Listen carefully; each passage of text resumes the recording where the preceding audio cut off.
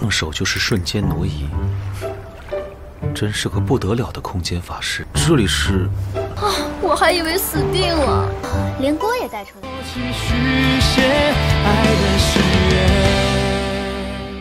Setelah itu mereka pun istirahat guys, tapi Suluo ini masih berendam di sauna ya. Dia lagi berusaha untuk mengembangkan spiritual ruang dengan caranya sendiri. Tak lama kemudian Qinhuang pun datang dan dia langsung mencoba sesuatu kepada Suluo. Nah, berhasil tuh, dia masuk ke ruang hampa. Lalu terlihat di sana ada Qinhuang saat dia masih kecil. Waktu itu dia lagi dipasung rantai dan ada ibunya di sana. Semua orang ini membenci ibunya sekaligus Qinhuang teman-teman. Tapi aku gak tahu ini karena masalah apa. Soalnya aku gak baca novel sama sekali gitu.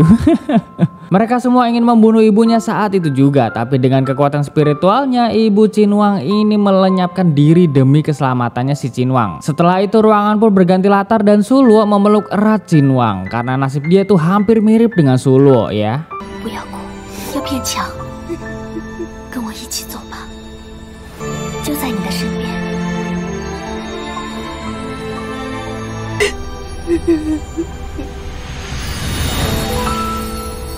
Shin pun kembali ke sauna. Qinhuang ini bilang kalau spiritual ruang Suluo gak stabil. Jadi mereka mencoba untuk memenuhi syarat ketiga, yaitu darah naga. Kemudian Yao Yao datang ke sauna ini ya. Dia bilang kalau ada sesuatu yang mau diomongin sama Qinhuang. Lalu dia melihat tungku besar ini ya. Dia bilang kalau pakai tungku itu udah pasti bisa bikin pil obat untuk mencegah dan menstabilkan roh jahatnya si Qinhuang. Karena tungku itu udah kepunyaannya Suluo, jadi cuma dia yang bisa pakai. Kalau Yao Yao yang make udah pasti gak bekerja. Ini tungku tuh kayak ada roh-rohnya gitu teman, aku nggak paham ya.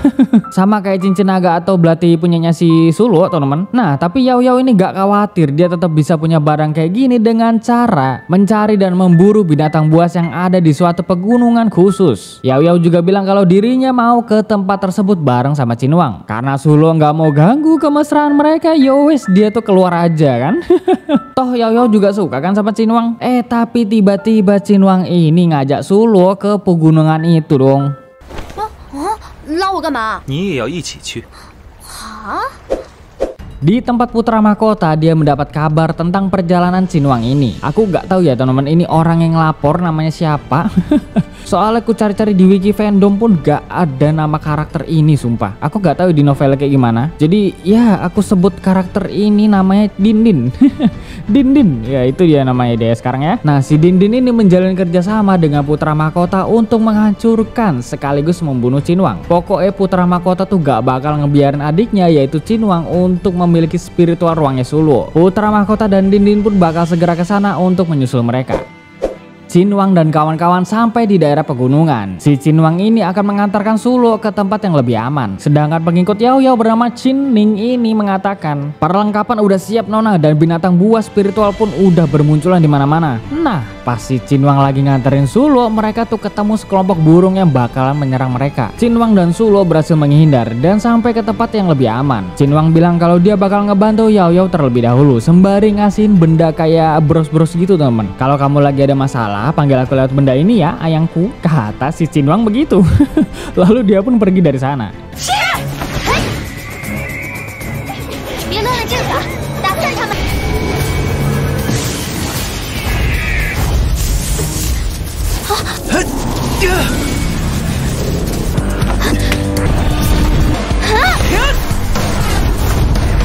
Suluo pun berdiam diri di bawah lubang pohon. Dia sedang merenungi nasibnya sendiri karena di dunia ini tuh dia gak bisa apa-apa. Yang dia miliki tuh cuma belati dan modal bela diri kelincahan aja gitu kan. Jadinya dia mutusin bakal pergi dari sana untuk mencari darah naga sendirian. 开什么玩笑，还是要赶快找到龙之穴，打开空间，释放灵。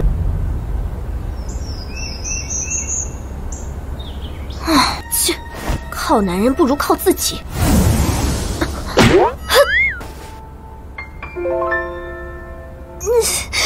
什么鬼啊！这是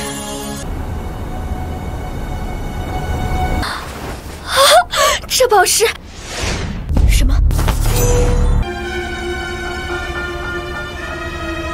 Putra mahkota udah sampai di sana dong. Aduh, ini di sini ya dia tuh ngompor-ngomporin Sulo kalau si Cinwang itu manfaatin dirinya biar nanti kekuatan ruang Sulo bisa diserap dan roh jahat di dalam tubuh Cinwang itu bisa disegel, teman. Cewek yang paling disukai Cinwang itu cuma Yao Yao seorang. Wah, ini bener-bener ngaco sih. Jadi kalau spiritual ruangnya Sulo udah terbuka sepenuhnya, dia tuh bakal ngebuang Sulo begitu aja. Wah, ini Sulo kaget dan merasa bingung kan, antara percaya dan nggak percaya nih. Ya kalian tau lah ya, umur-umur 15 sampai 18-an itu masa-masa labelnya cewek ataupun cowok. Lalu tiba-tiba Sulo terpleset dan ada suatu cahaya yang meledakkan tempat tersebut.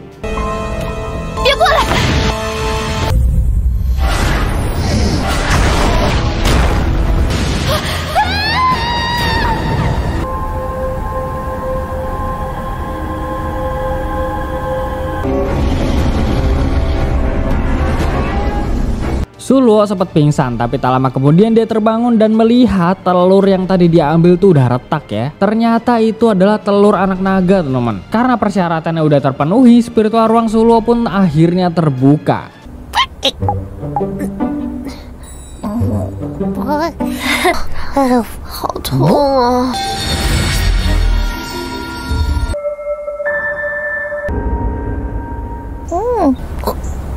Di dalam spiritual ruangnya, Sulo tuh melihat banyak pepohonan sekaligus air yang bener-bener berkualitas tinggi. Bahkan itu air tingkatnya tuh lebih tinggi dari air suci yang diminumnya kemarin, teman-teman. Nah, naga kecil ini menjelaskan kalau dirinya sekarang adalah milik Sulo. Jadi kalau dia lagi diserang, pasti naga kecil bisa melawannya. BTW itu nama ini naga tuh Meng-Meng ya, teman-teman.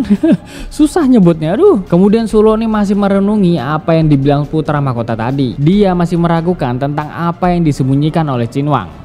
你到底是不是在利用我，南宫流云？他说的是真的吗？当你的空间开启之时，就是他吞噬你之日。 Kemudian Sulo ini bingung ya di sini, gimana caranya gua keluar dari sini ya? Karena Sulo ini nggak paham, ya wes dia itu tidur aja gitu kan. Kali aja bisa keluar. Dan ternyata caranya berhasil. Tapi ya Sulo tuh gak sadar kalau dia udah keluar dari spiritual ruang. Tiba-tiba ada seseorang yang memanggil Sulo ya. Sulo pun terbangun dan ternyata yang memanggilnya itu adalah Cinning. Dia bilang kalau Cinwang udah menunggu di tempat yang tadi. Jadi Sulo tuh harus cepat-cepat ke sana. Nah, di sini bajunya beda ya teman-teman sama yang tadi. Tapi masalah si Sulo ini nggak sadar. Padahal Cinwang itu baru sampai ke tempat yang tadi dan di sana ada Cinning. Malah si Cinwang ini panik kan. Ini ayangku kemana weh? Kok nggak ada di sini? Nah, karena si Cinwang ini tadi habis terkena serangan binatang buas, kondisinya itu nggak stabil dan roh jahat muncul kembali. Yao Yao langsung menetralkannya dan mengobati luka Cinwang terlebih dahulu. Pas udah baik kan, baru udah mencari Sulo. Balik lagi ke Sulo. Cinning yang jadi-jadian ini bilang kalau Sulo tuh harus cepet-cepet ke tempat Cinwang. Nggak enak kan kalau dia jadi nunggu lama-lama. Pas Sulo lengah, tiba-tiba Cinning jadi-jadian ini menyerang Sulo. 这种事一个人就够了。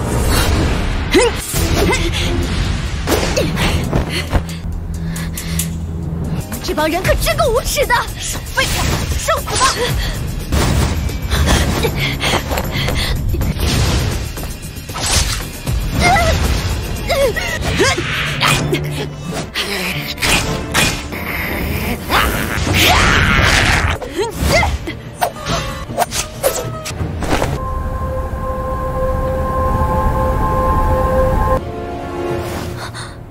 李瑶瑶的侍女。 Sulo berhasil membunuh Cinning dan ya ternyata itu cuma boneka yang dibuat oleh Dindin ya. Nah, Sulo ini masih nggak nyadar sama bajunya Cinning barusan dan dia jadi percaya-percaya aja gitu kalau Yao Yao sengaja menyuruh pengikutnya buat membunuh Sulo biar Yao Yao bisa memiliki Cinwang seutuhnya. Keesokan harinya putra mahkota bangun dari pingsannya dan menemukan benda yang dikasih Cinwang ke Sulo kemarin. Lalu Cinwang pun datang ke sana dan mengancam kakaknya itu. Jelas putra mahkota nggak tahu kemana perginya Sulo. Lalu tiba-tiba Sulo ada di sana dan langsung bilang to the point ya. Cinning mau membunuhnya tadi malam dan Sulo tuh jadi nggak percaya lagi sama Cinwang. 你受伤了，这伤口不是魔兽所为，是谁敢伤你？ 但我的眼睛不会欺骗我，来杀我的人是瑶池仙子的贴身侍女。那你们谁来解释一下，为何那个杀手会和她长得一个模样？他们二人一直在为我疗伤护法，没离开过半步。这种事可开不得玩笑。苏姑娘何出此言？秦宁一直和我在此为师兄疗伤。别再骗人了，对你重要的是我体内的空间之力吧？